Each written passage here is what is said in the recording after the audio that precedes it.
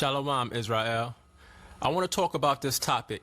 The Gentiles are Israelite foreigners. Because you got some Israelites that teach that the Gentiles is always talking about the other nations, and that is never talking about Israelite foreigners. So what I want to do is go through a little history and, of course, the scriptures and prove that the Gentiles that were grafted in was indeed talking about Israelite foreigners and not the other nations. Now, there's two things you have to understand to see this clearly. The first thing is this. You must understand that there are two sets of Gentiles. All right? You have the other nations that are not Israelites. They are Gentiles, yes.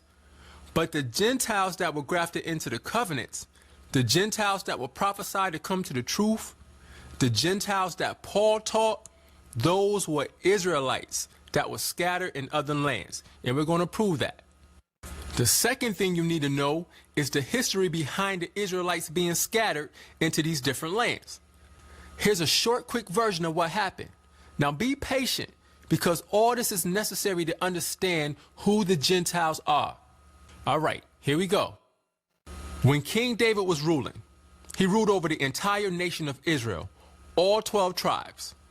When King Solomon came into power, Solomon went off into sin. As a result, the Most High split the kingdom of Israel into two separate kingdoms. You got to understand that. You had the southern kingdom, which is referred to as the house of Judah in the Bible, which consists of Judah, Benjamin, and Levi. And you had the northern kingdom, which is referred to as the house of Israel in the Bible, which consists of Ephraim, Manasseh, Simeon, Gad, all the way down to Issachar.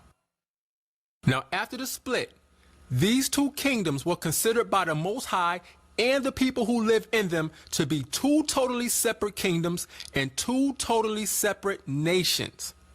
Remember that. Two totally separate kingdoms and two totally separate nations.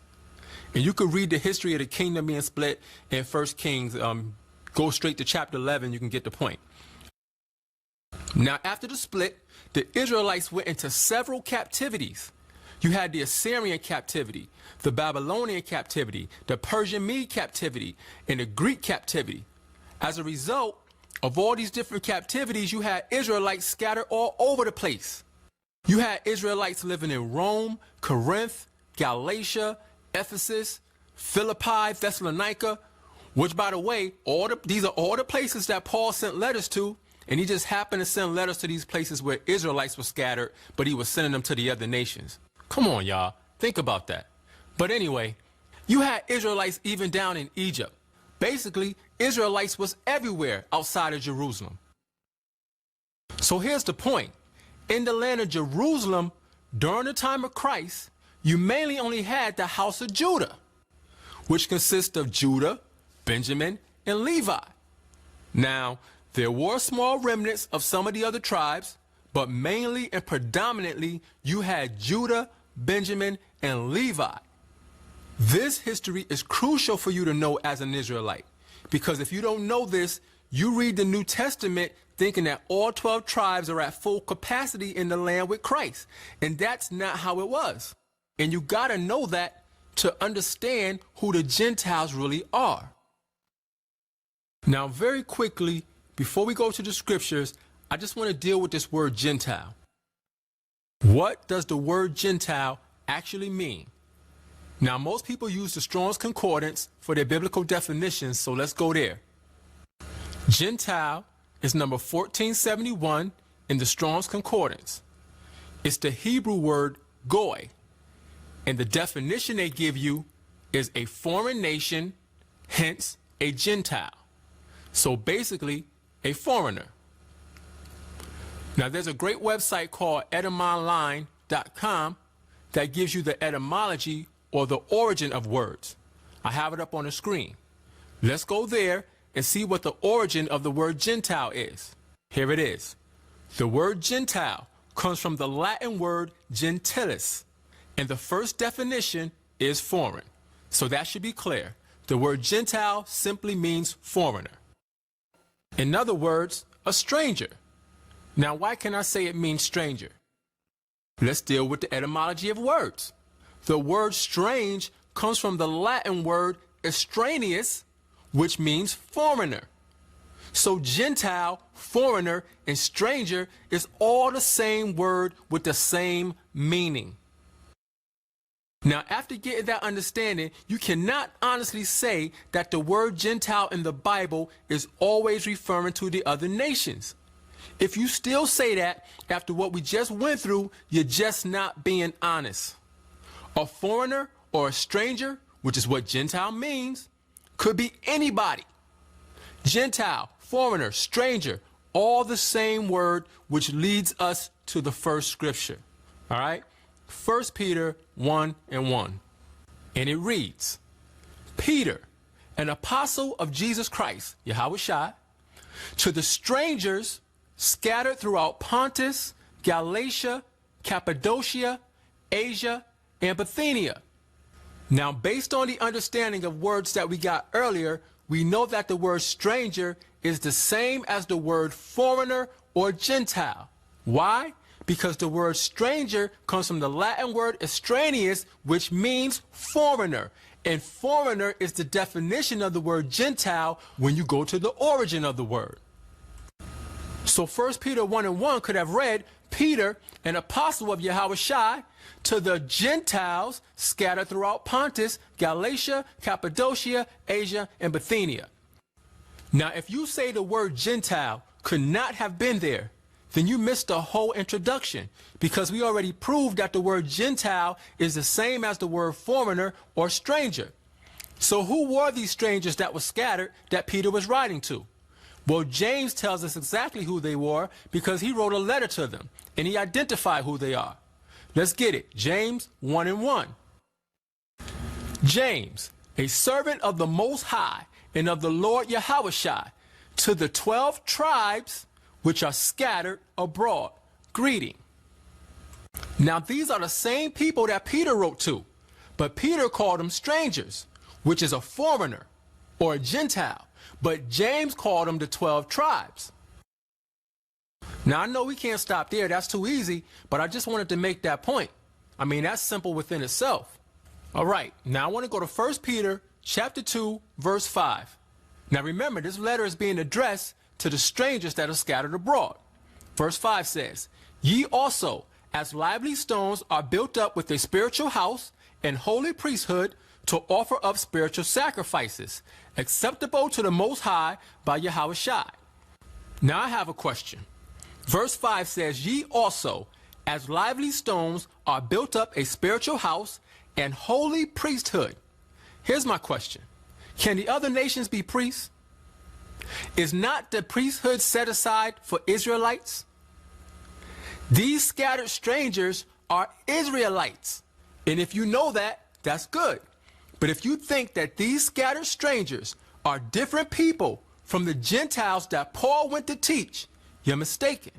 And we're going to prove that these scattered strangers that Peter is writing to are the same Gentiles that Paul went to teach. 1 Peter chapter 2, verse 7. Now remember, Peter is writing to the strangers that scattered abroad. Verse 7. Unto you therefore which believe, he is precious. But unto them which be disobedient, the stone which the builders disallowed, the same is made the head of the corner, and a stone of stumbling, and a rock of offense, even to them which stumble at the word, being disobedient, whereunto also they were appointed. All right, now we got to point a few things out. Verse 7 says, But unto them which be disobedient, the stone which the builders disallowed, the same is made the head of the corner. Now these builders that disallowed the stone is talking about the chief priests and the Pharisees. Now let's go prove that, because see, understanding all this is the key to understanding who the Gentiles are and how the Most High constructed all this for the purpose of bringing the Gentiles in, which are Israelite foreigners.